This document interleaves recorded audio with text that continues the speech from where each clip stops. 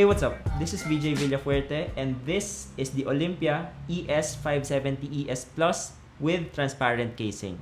So, ginawan ko na ng review video yung original version niya.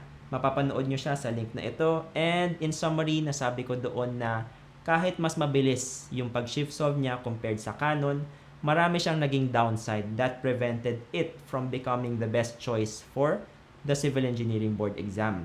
So, examples ng mga downsides na yun ay medyo mabagal siya sa differentiation at integration.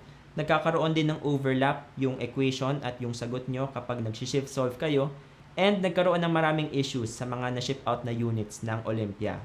Maraming nag-report na madali daw malubat or hindi gumagana yung ilang buttons and others. So, with that talaga, I still recommended the Canon F789 SGA for the CE Board exam.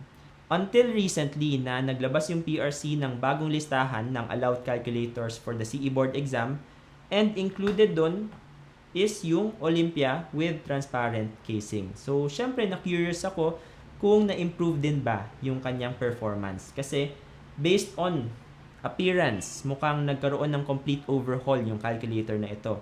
Sobrang iba yung itsura niya with the original version. So, syempre, tinest out ko siya, tiningnan ko kung may bagong functions ba, kung na-improve na ba yung pag-overlap ng mga equations sa pag-shift solve, and kung bumilis pa ba yung kanyang speed sa pag-shift solve, differentiation, and integration. So, gumawa ko ng ilang tests. Pero at first, hindi ako masyadong nag-expect kasi generally, hindi naman nag-i-improve yung calculator between versions. So, for example, yung Canon F789 SGA, kung i-compare natin sa kanyang silver version, yung appearance lang naman yung nagbago. Hindi nag-improve yung functions at hindi rin naman bumilis yung kanyang pag-shift solve. Same thing with the Casio 570ES Plus. Kapag i-compare natin sa kanyang first edition, wala naman siyang pinagbago maliban sa kanyang appearance. So again, hindi bumilis yung shift solve at wala namang nadagdag na bagong functions. So di na ako nag-expect ng masyado sa Olympia. Pero still, tinest ko siya and ito yung mga naging results. In terms of functions, identical lang siya with the first version ng Olympia and even yung Casio 570ES Plus. So wala kayong makikitang bago dito. Ang nahalata ko lang is yung buttons niya ay mas clicky na compared sa last time. So let's compare yung shift solve speed ng Olympia with the two other calculators na allowed sa CE Board exam. Meron tayo ditong 5th-degree polynomial. Tingnan natin kung sino sa kanila yung mauuna. So, shift solve natin with the same initial guess. Yan. 3, 2, 1, go. And after 2 seconds lang nauna yung Olympia, tingnan natin kung gaano kabilis yung Casio at Canon. Second place is Casio na 13 seconds shortly followed by Canon na 14 seconds. Next, tingnan natin kung gaano sila kabilis mag-shift solve ng trigonometric equation na may variable din sa denominator. So again, shift solve tayo with the same initial guess. Ayan, 3, 2, 1, go.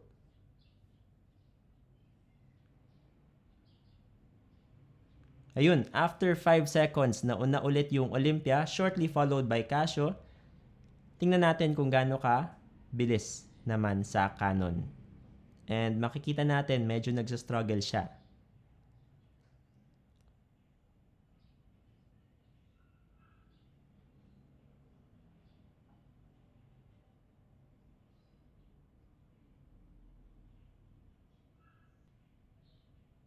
Ayun, finally, after 33 seconds pa lang na-solve ng Canon yung equation.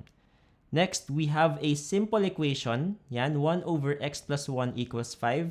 Let's see how Olympia compares to the two. So again, shift solve tayo with the same initial guess. Ayan, 3, 2, 1, go. 1 second lang yung inabot ng Olympia, shortly followed by Casio. Now, how about yung Canon?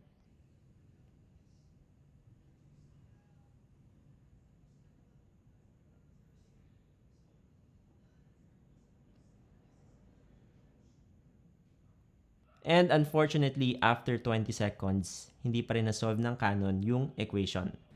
Next, we have a square root function na nasa denominator. Let's see. kung sino yung mauuna naman sa kanila dito. 3, 2, 1, go. Yun, 1 second ulit yung inabot ng Olympia, shortly followed by Casio at Canon. And for our last test, tingnan natin kung gaano kabilis sila makakasolve ng integral equations. So, if you remember yung previous video ko about the version 1 ng Olympia calculator, napakita natin doon na medyo nagsastruggle siya mag-solve ng differentiation and integration. So, tingnan natin if meron tayong improvement with the transparent Olympia. So, 3, 2, 1, go. Ayun, Olympia actually yung nauna this time with 2 seconds, shortly followed by Casio and Canon. Pero may nag-report lang sa Facebook page namin ng potential issue ng Olympia. Nag-try daw kasi siyang gumamit ng calculator technique para makuha yung sum of an arithmetic series. Pero, nung tinry niya sa Olympia, yung same function na ginawa niya sa Casio, iba yung napakitang sagot. So, di ko alam. Baka isolated issue lang ito, pero ito lang naman yung nakita kong problem with the Olympia calculator. So, with that, do I recommend the Olympia transparent casing sa CE Board exam? Yes, ngayon na hindi pa lumalabas yung Casio Transparent Edition, sabi sa amin na sa December 2023 pa daw siya i-release. Ito na yung best calculator na pwede nyong gamitin sa November 2023 CE Board exam.